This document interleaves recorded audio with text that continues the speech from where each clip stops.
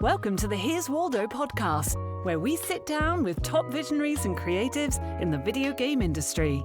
Together, we'll unravel their journeys and learn more about the path they're forging ahead. Now, let's get started with the show.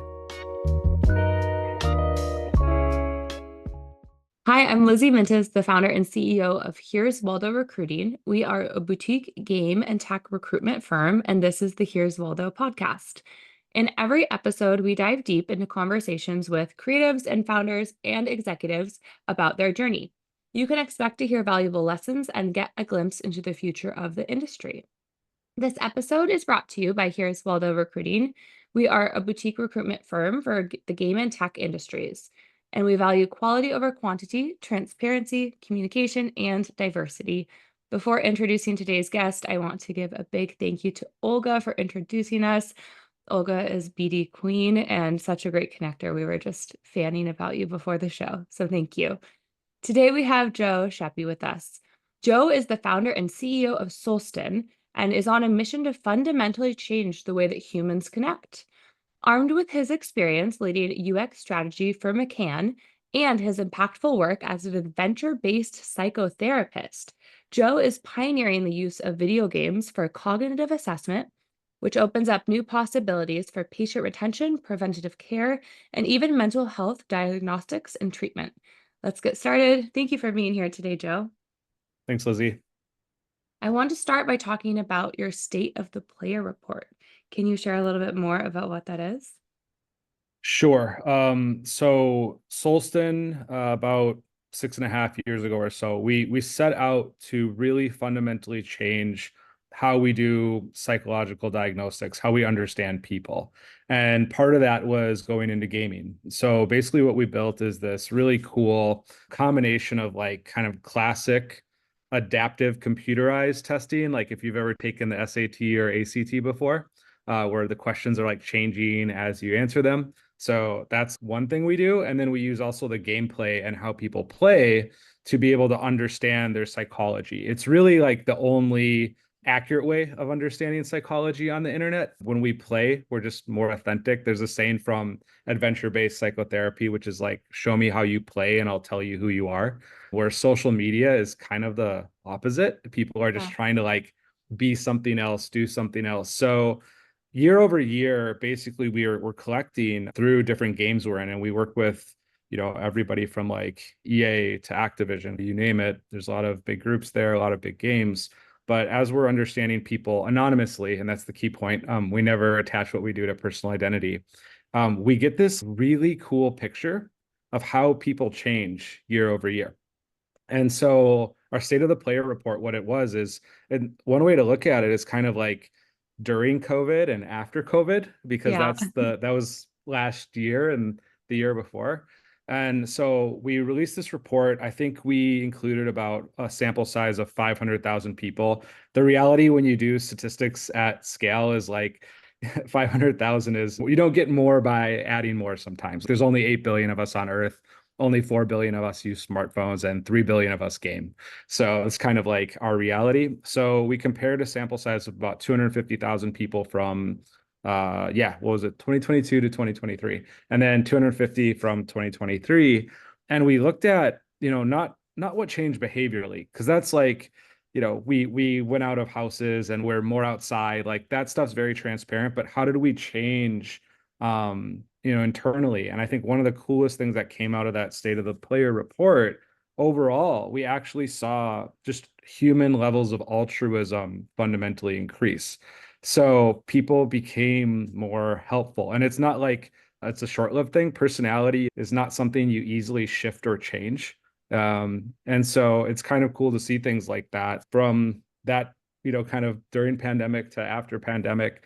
Yeah, people became more altruistic. There's a lot of other really interesting stuff in the report. We break it down by like demographics, all the things you would normally expect. And you get to actually see like how personality shifted or changed within those groups, and also what stayed, because that's just as interesting, I think, as what changes. What stayed?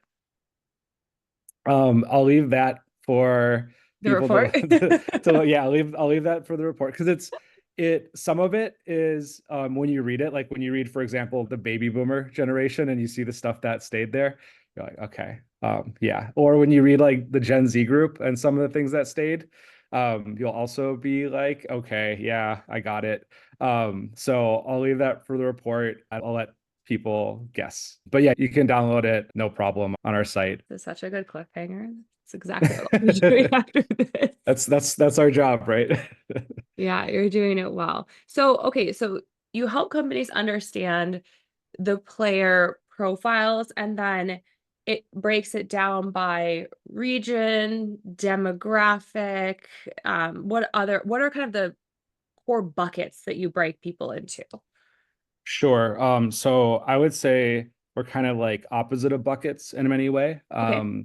It's like human beings, if you think of things like Myers-Briggs, for example, there's an interesting book called The Personality Brokers that talks about all the interesting things about that, the problems, et cetera. But there's not like 16 types of people. So people are like not really bucketable. So what Solsten does, and the thing is, demographics and behavior is very problematic as well. So if you try to put people into demographic groups, the perfect example is typically like Ozzy Osbourne and King Charles. They're the same age, they come from the same country, they're the same nationality, they're in the same income tier. They're literally demographically identical. Yeah. But if you were building a game, if you were building an experience for Ozzy versus King Charles, it probably would be pretty different. And I always just try to distill it as like, if information is useful for you, how good of a gift could you buy that person? Because your end goal when you buy a gift for somebody is delight most of the times. And delight is when that person's expectations have been positively negated. So like you've gone beyond the expectations. They like it was just this incredible thing. And so, okay, if I have Ozzy's demographics, if I have King Charles demographics, could I buy a gift for them? Well, we'd end up getting the same gift if all we knew was the demographics. And okay, we'd probably get something different for Ozzy versus King Charles. And then behavior. So let's say we start tracking like their behavior. All right, now that's a little more interesting. Like Ozzy's at concerts, he's, doing shows. We kind of see this some different information, but they're both on stages from time to time. They're both talking in front of groups of people.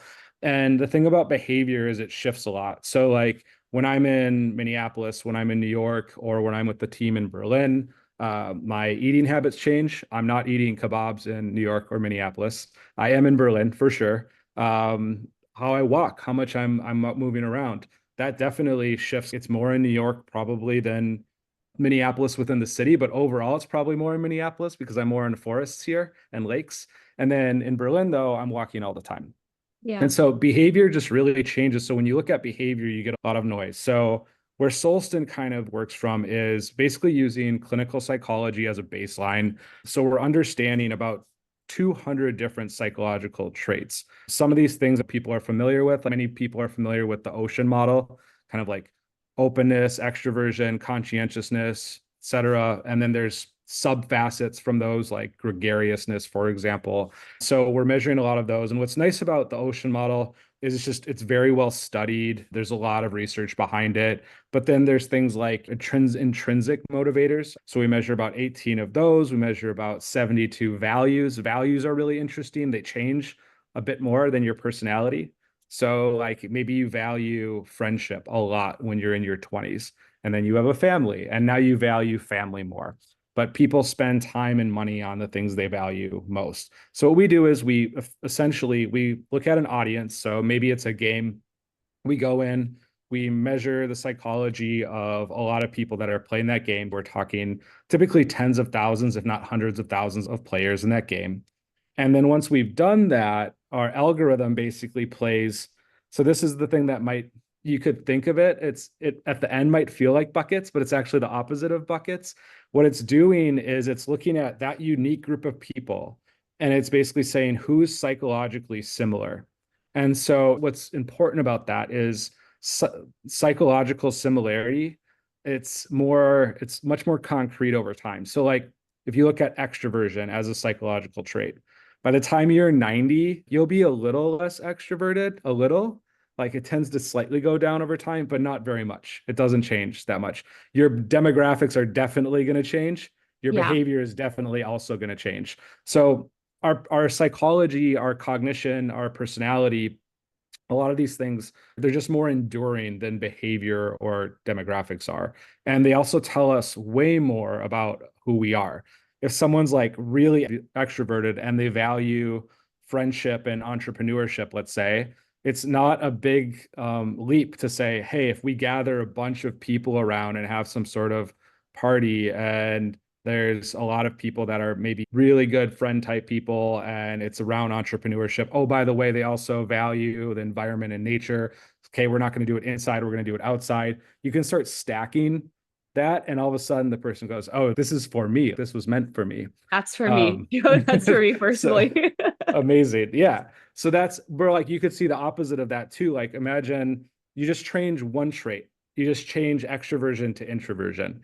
It's similar. I can meet friends, but online, I can be in my little library in my room that I have where I'm like by myself and I can kind of safely do that, or I can be reading my book. And that's like my first step towards that. And I think it's just that one thing can really mean a big difference. So the way I describe like how our platform works then is we're basically kind of looking at these almost like Harry Potter groups that are generating, they're self-generating from the audience. So you kind of know like it could be 3 like-minded groups of people, it could be 20 like-minded groups of people. It really depends on that audience, what comes out of that. And then what the developer's getting, what the product team, what the marketing team's getting, is this just deep understanding of their audience that they can actually make useful for the products they're making, the ads they're building, because they're not just trying to guess from demographic or behavior data anymore. They're like, oh yeah, like we know exactly what to do. So we'll see when teams build ads off of Solsten data, like Tilting Point, mobile game company, like SpongeBob, Godzilla, lots of stuff. They get like 300% better win rates when they build ads using Solsten. Or when teams like Supercell go out and build events, their events will perform like 20 to 30% better than their average events, because the team, it's not that you're taking away the creativity, you're literally just empowering it. You're giving them the baseline. Think if you give a really creative person Ozzy Osbourne's personality and his values and all those kind of things, they're going to come up with something really interesting that would probably blow his mind, for a birthday present, so to say. I like that. I like your Harry Potter categorization too. That's a good way of putting it. So at what point can a company start to use Solsten? When are they too early? Let's It's never, let's focus yeah, on games, right? Like you yeah, have a playable demo and you're getting feedback hopefully as early as possible because you've learned from the game industry's mistakes. yeah. You need to have a certain data set size to make it matter, or just start as early as possible, collect the data and iterate based on that? Yeah, so by the time you have a playable, I would say, in how competitive things are right now, you are already too late. So I think what's important is the majority of games that are releasing and just like in the Western market, so Europe and US, that are releasing and doing incredibly well right now used Solsten. It was a part of their process. And so the problem is if you're already at a playable, the room for indie games to really break out and really make it is just getting smaller and smaller and smaller and smaller because it's getting more and more and more and more competitive. And it's a good thing. It's a mature market. It's not because the indie games, where they're not doing the right things. It's just the market's so much more competitive. And what's cool about Solsten is, I mean, even an indie game company can use Solsten. Like we have an accelerator program that goes to that. So what that is it's our product called Navigator. So Navigator is the largest psychological database in the world. There's representative audiences of over 200,000 games in that database. What's so cool about that is you can take an idea like, hey, we're thinking about these mechanics with this theme, with this art style, and we can go and look in our database and say, yeah, here's the players that we know like those mechanics, like that theme, and like that art style. And we can come back to you and we can literally show the total addressable market for that, their average monthly spend on games. So one of the biggest problems we see with games being developed today is they'll absolutely crush it for a very small total addressable market.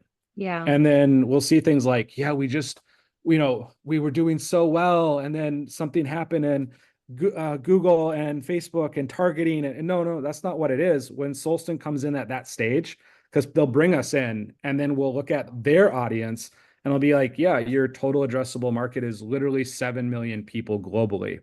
So no matter what you did, you're just at this ceiling and you're never going to scale the game. And we'll hear from entrepreneurs like, our return on ad spend was so good, our LTV was so good, our poo-poo was so good. And it's like, yeah, because you're building for this really niche group of people. And the thing is, like, bigger companies like EA can't think that way, because for them, for a game to meaningfully produce revenue, and this is sometimes when like game teams get upset. They're like, our game was canceled. Boo, the game was so amazing. It probably was so amazing. The problem is, from a business perspective, for it to make sense for EA, it has to generate a certain level of revenue. So if you don't want to be subject to that, like, work for an indie or a smaller developer, but then you're also subject to other problems. And so the best time to really start is when you're exploring different ideas, different themes, different art styles. And what's going to happen is it's going to start to guide that process. So you're going to understand, like, maybe a good example is a game called PAX Day. It's made by a company called The Mainframe. Sulka, who's amazing. He was one of the main people that did EVE Online. So from day one, they basically started with, we're going to build for MMO, but this specific type of MMO people and this specific persona in MMO. So they already knew the persona that was like the biggest market size with the highest average monthly spend.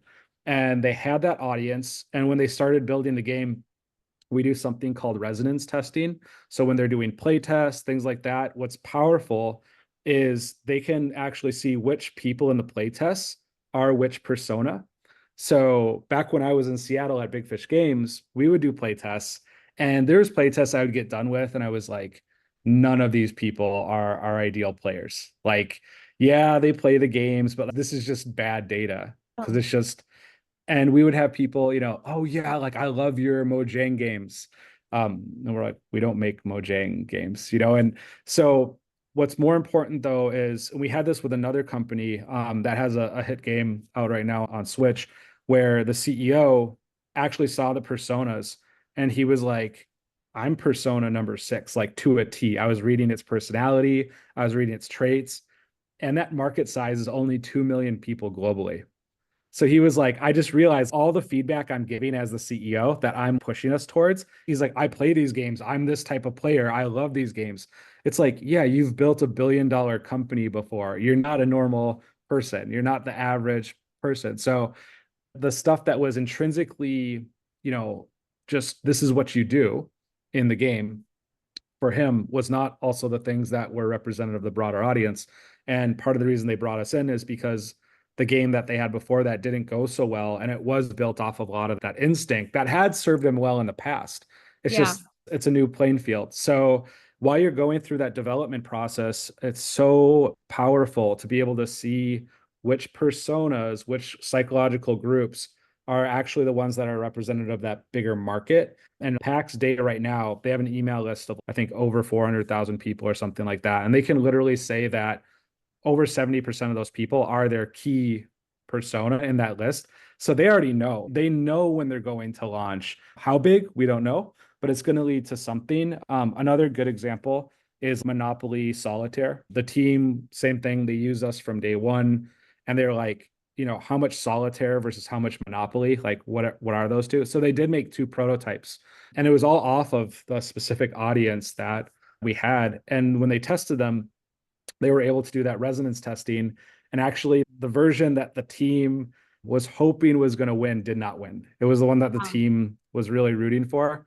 But the one that did win went on to become their second highest grossing product of all time. And, Klondike Solitaire is the largest solitaire game on the market. So, for them, that's a really big win as a company to put out a new product that's your second highest grossing product within the company, especially when you're a category or market leader. And after the fact, what was cool, the head game designer for that game and that team, he uses us for everything now. He's like, it just saves me Yeah, so I'm much, sold. so much time and money. And he's like, and my ideas are better. He's like, because it's basically like the creative platform for me to know that what I come up with and what I create is going to hit the ground running when it goes to the market. Yeah. Yeah, that makes sense. Takes the guessing out of it completely. Do you ever think about like you said that the founder or the CEO of the company, their total addressable market, their TAM is only $2 million. So do you think it makes sense, even maybe from building a founding team, to figure out what TAM you're trying to target and who has traits that align with that you can hire? From just in my recruiting brain, that was what's going Yeah. on. Yeah, I think that's like we've been asked that before. So you're definitely not the first person to ask that. I think definitely no. And here's why is no matter what, even if you are really representative of the player, no matter what, and this is my UX background speaking, because I've been in UX a long time, you are not the player. Like, period. Like anytime I hear someone say that in a game team, like, oh, I play these games all the time, I'm like, cool, but you're not the player.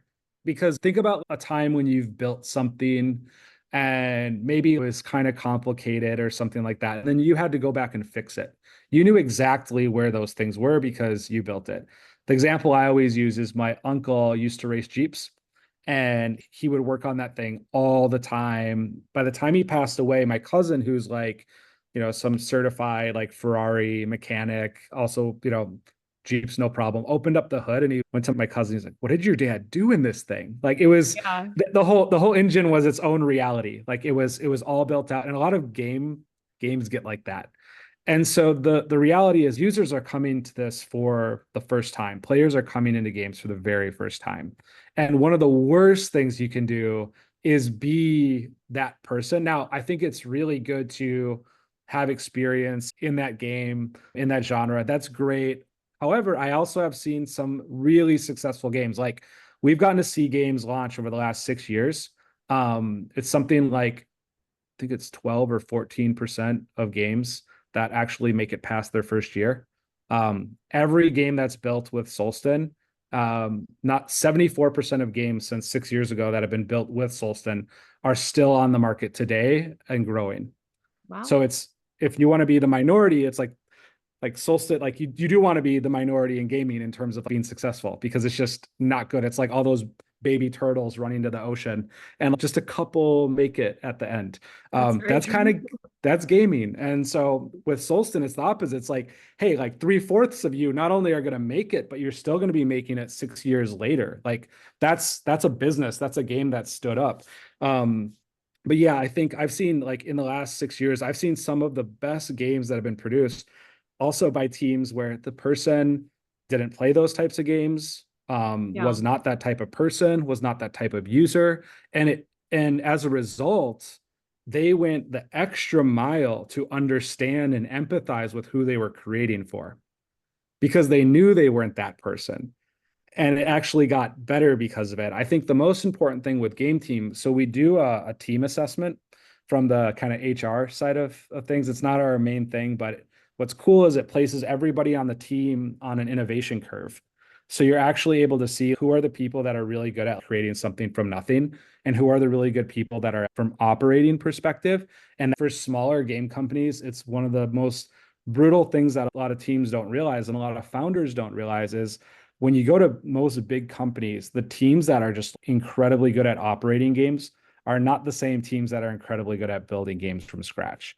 And so if you're a founder and you're building a game and you build a really amazing game, you're switching into a whole new mindset and a whole new mind frame, operating a live service versus building something from the ground up. So what we recommend doing is taking that and actually seeing where your team is today and where you land on the innovation curve and where each team member lands on the innovation curve. And that's definitely going to be more helpful. And then if you are a person who plays those games all the time, I think those people are beneficial for the team. But if you Yeah. have a team that's full of those people, Yes. really, really bad, and a team that you have none of those people, there's some research showing that people who have PhDs, if they have lower levels of openness psychologically, they're far more likely to be biased and wrongfully biased than people with master's degrees. And the people with master's degrees are more likely to be biased than the people with bachelors, et cetera, et cetera. So sometimes what you know and what you think you know can actually be, your biggest weakness. Yeah. And I do feel like people want to hire everyone who's just like themselves. And then a lot of times you have a whole team and it's all Oh the same yeah. genre of person, which is not really helpful. But that I watch that all the time. People are like, oh, this person went to the same school as me, and they think like me, and I like this. So it's Yeah. really hard to break people out of that.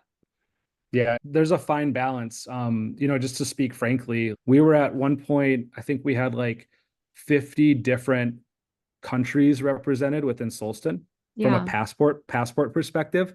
So Okay. not like the American, I'm German, I'm Irish, I'm from, Uganda, I'm from, it's like these are 50 different nationalities. And that also poses a lot of challenges in terms of culture and communication. Yeah. So it's finding that right balance. Like too little diversity is really bad. And when you have way too much too, culture and communication, it can turn into the Tower of Babel. Yeah, And for I sure. literally saw conversations between four people where four people all agreed and said, this sounds great, and all went and did different things because Yeah. they Had spoke the different same words. understandings. They all Yes. had different understandings of what's there. So I think what we found was looking at the cognitive side of it was really impactful and powerful. We do personality assessments with most people at the Of company. It's course. opt-in. Yeah. Yeah, I mean, it's You such have an incredible to. tool. Like it's Yeah. one of the best tools we have for self-actualization and learning about ourselves. And what's amazing to see is like we know that engineering at Solsten, if you have higher levels of straightforwardness, you are way more likely to succeed than someone who doesn't have high levels of straightforwardness. And what that does is it takes a lot of the bias out of the hiring picture because then we're not looking at where are they from, what degree did they get, what we can say this is something that we know is way more impactful perhaps than the school they went to. Yeah. That makes a lot of sense. Okay, how big would you say, you kind of touched on it earlier, but how big is the gap between what people say they want from a player perspective versus what it is they actually want? It's huge. It's massive. So Yeah. I can and here's the data behind it. So like when we do assessments on free to play games, looking at the psychology is what tells you what people, not just what they want, but it tells you what people need. And so that's the most important. What we need is way more important than what we want. Yeah. And what people want, this is not a part of our psychological assessment, but it's a part of our module. We ask for people's pain points and their hopes and aspirations. Okay. The number one thing people want in games when it comes to free to play is either a combination of not having to pay, not having to pay to win. And Sure. so, that's just kind of a simple example. Like everyone's going to say that. The reality of that is, well, that's kind of how free to play games work. It's almost like it's socialism, really. There's a few people that pay for everybody else to play the game. Yeah. And if you're a developer, like if nobody pays, there's no game. There's no creativity, there's no money.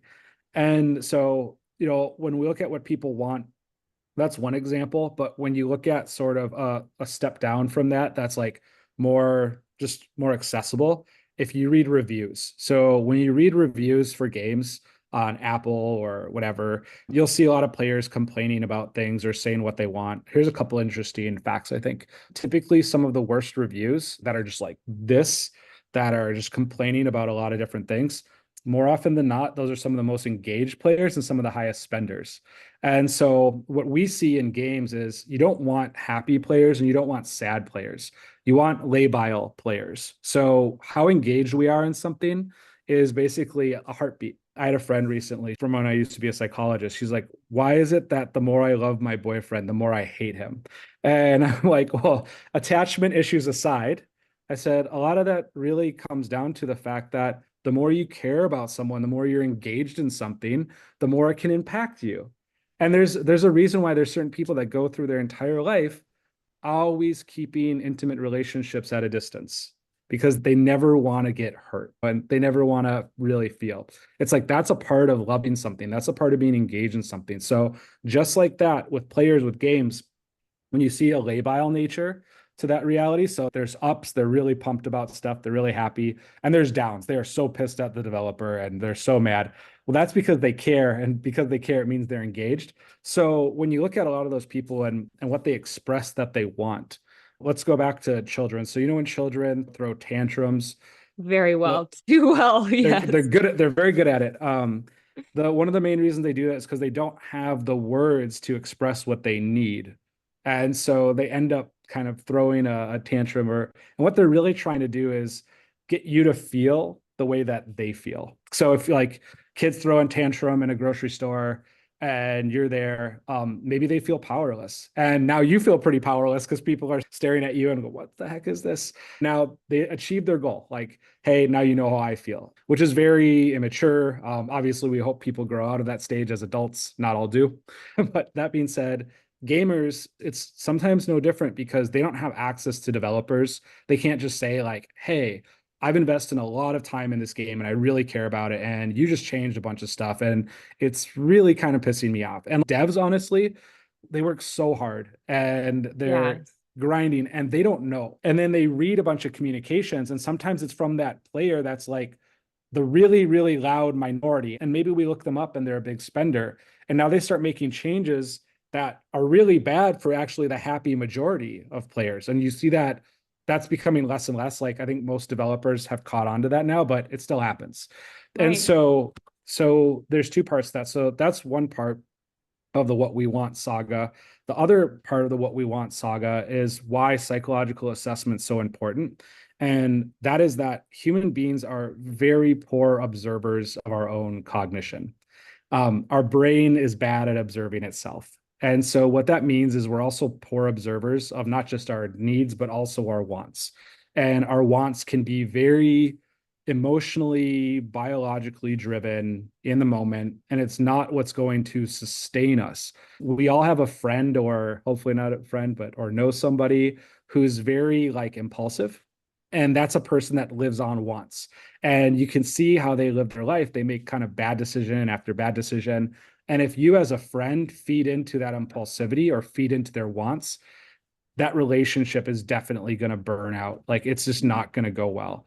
And so what we want to do is we want to do need identification, which comes from understanding the core psychology of that person, including Solsten measures mental health attributes as well, like social well-being, psychological well-being, physiological well-being. If your game is actually making those scores go down, you are going to churn that person out 100%. It doesn't matter how much they've spent in the game. Yeah. What you want to do as a game is make something that's sustainable for somebody. So engaging, yes. Back to relationships. Think of how many people are like, yeah, I'm in this amazing relationship. It's just not engaging at all, though. It's so healthy and not engaging. Like that's not good. You want engagement's a good thing. Addiction's a bad thing. So same thing. Like think of relationships where somebody's so invested. It's just obsessive. Like we've all seen friends go down that path too.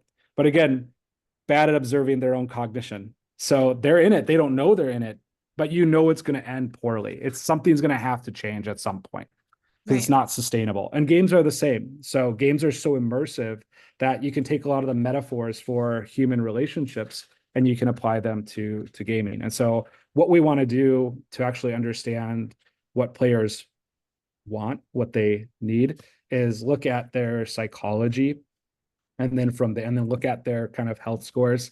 And then from there, we're in a really good position to build out the features, the mechanics, the economy, the gameplay, the ads. That's one of the most important parts of it too, connecting your gameplay to your advertisements. So that's one funnel, but doing that in a way that's going to be not just sustainable. We like to think of it in terms of regenerative. Like, Yeah. do I get more from it than I put in? Mm-hmm. And what you'll see is like we measure something called a player-centered score.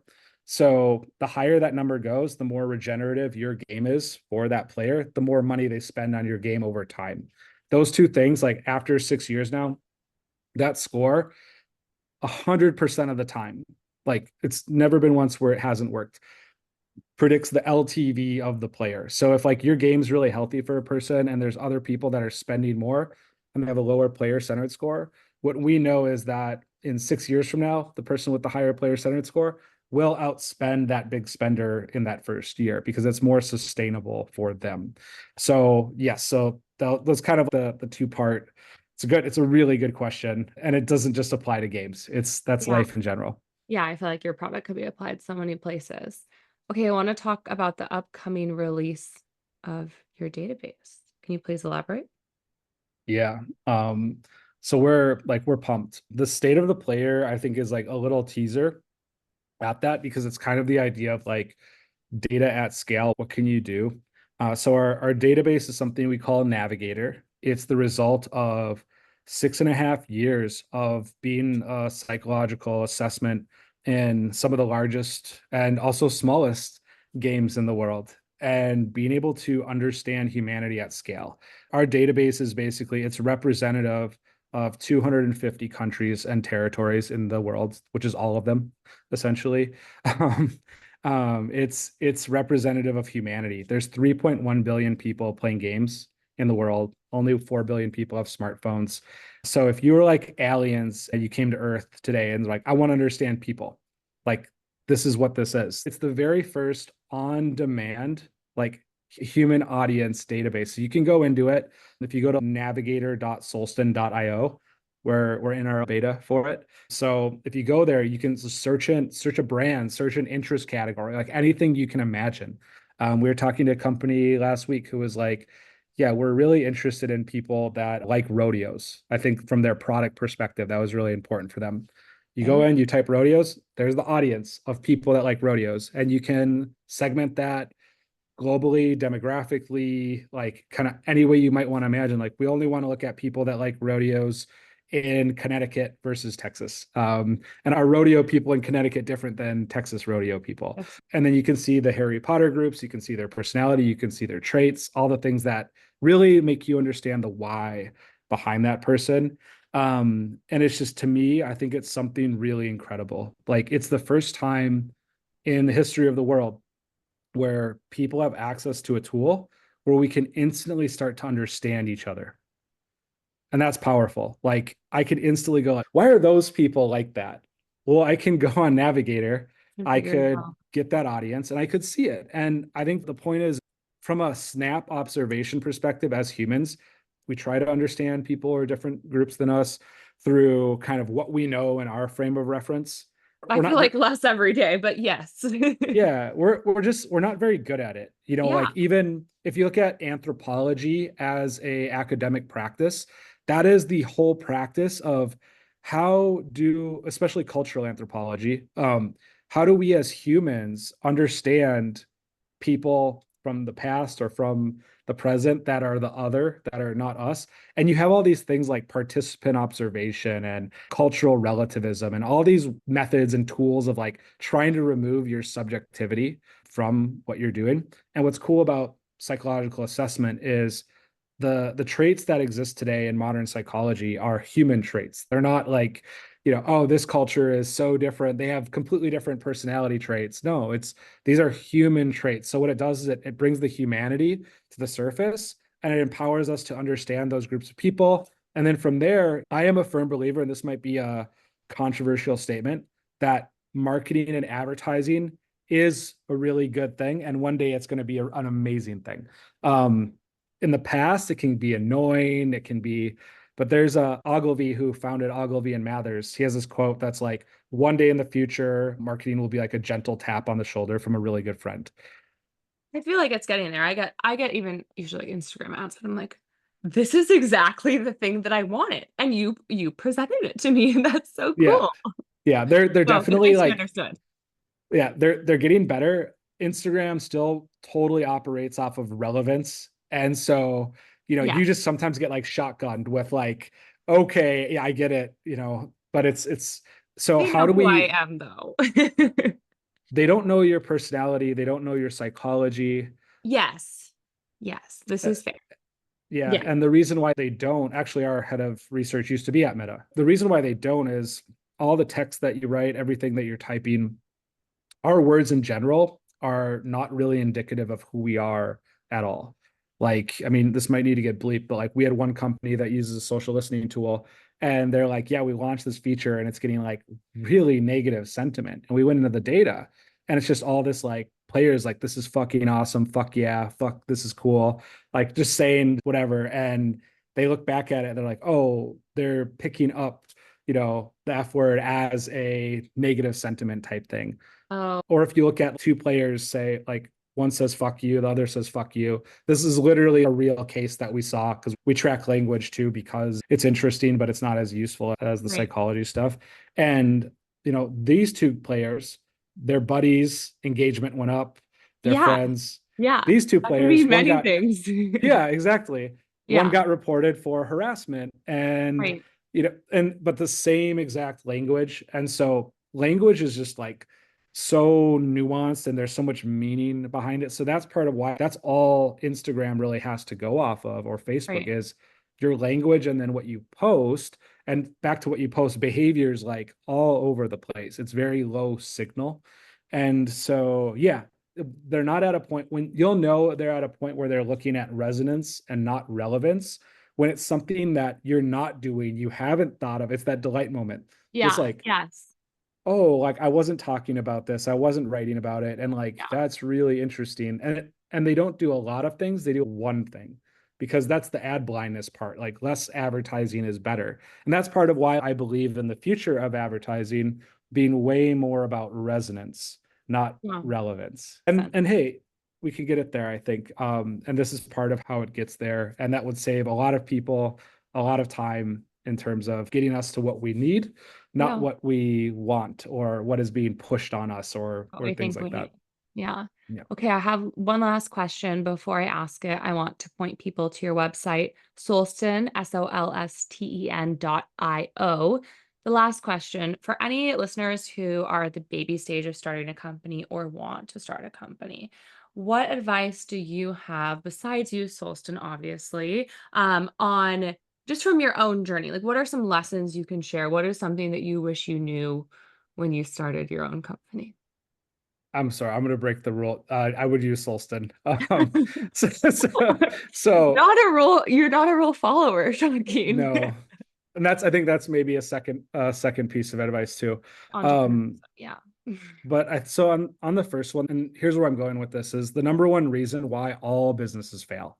If we look at the Fortune 500 list today, go back 50 years and like half those companies are no longer companies. These are Yep. companies that thought they were invincible. And the number one reason why all businesses fail is they didn't understand their audience well enough. And well enough is the exact point. Like Kodak, where they knew that there was digital SLR cameras. And they're like, yeah, we know our audience way better than Nikon does. We know them way better than Canon does. Like, well enough. So you can never understand an audience well enough. Just like all the research out there that shows like that if you have children, you can never say I love you enough to them. You just can't. It's so powerful. So understanding your audience from the start, the total addressable market, Yeah. really doing good market sizing and not just throwing up their demographics and their behaviors, but really understanding them from a psychological perspective. And if you don't have the resources to use a company like Solsten, there's a lot of material that's on the internet or even like on our website that says, here's things you can do to do that if you don't have the money or if you don't get accepted into one of our accelerator programs that we do with startups. So I'd say that's one. And then two, and I think it's definitely not the path for everybody, but companies that are evolutions and revolutions. And I think you have to decide what you're going to do. Evolutions can have exits. They can be things that you don't really care about or don't really believe in. It's still going to take a significant amount of time, but you can make an evolution and you can make money doing it. I also believe that if your goal is to make money and you're a founder, you're an idiot. It's Fail. going to You'll fail find like 100%. You don't care. like Yeah, I agree. yeah, or there, and even if you do make money, there's just a lot of better ways to make money, like a lot of better ways to make money. Yes. And so as a passion-driven, product-led, vision-based company, the gift just in terms of life quality and sustained happiness and joy, like many things, if we look at the history of Solston, like that was my life. I'm like, how do you use technology to basically do what a therapist does, or how do you architect space in a way that it's healthy for people, that it actuates their human potential? Like my whole career, I remember being told by a head of HR at a gaming company that my resume was not linear. And I said, it's not linear to you. If That's a you great understood reply. Yeah, if you understood what vision I'm following, what path I'm following, and the unfolding of that. And I think if you look at a lot of the greatest companies in the world, they started with a purpose. And Steve Jobs said this. He's like, it's going to get so hard sometimes that if you don't have that connection, if it's not a part of your why, your raison d'etre, you're going to give up. There are people that I've seen some founders make it. They're just mental. Like they don't care about the business, but they just keep going. And a lot of those people though, they're burned out and miserable by the time they exit. And I've seen that every time. Yeah, that's great advice. So Thank yeah, you. I learned so I'll much. go with those two. Yeah, no, that's Yeah. great. And I appreciate you bringing the rules. We've been talking to Joe Schaeppi, who is the CEO and co-founder of Solsten. Joe, where can people go to learn more about you and your product and or work for you? Yeah, Solsten.io. Highly recommend if you go to the drop down where it says Navigator or navigator.solsten.io. That's going to be really coming to life over the next few months to a point where you're going to be able to talk to audiences too. So that's going to be super cool. And yeah, this podcast has been amazing. But if you're interested in like other stuff and you just Google my name, there's some other like deconstructor fun type things, different topics that I talk on. I think people seem to find them interesting. So that'd probably be a quick way. And yeah, happy if you add me on LinkedIn or Twitter and message me. I'm usually pretty responsive. So happy to chat as well. Thank you. Yep. Thank you. Thanks so much for listening to the show this week. To catch all the latest from Here's Waldo, you can follow us on LinkedIn. Be sure to click subscribe to get future episodes. We'll see you next time.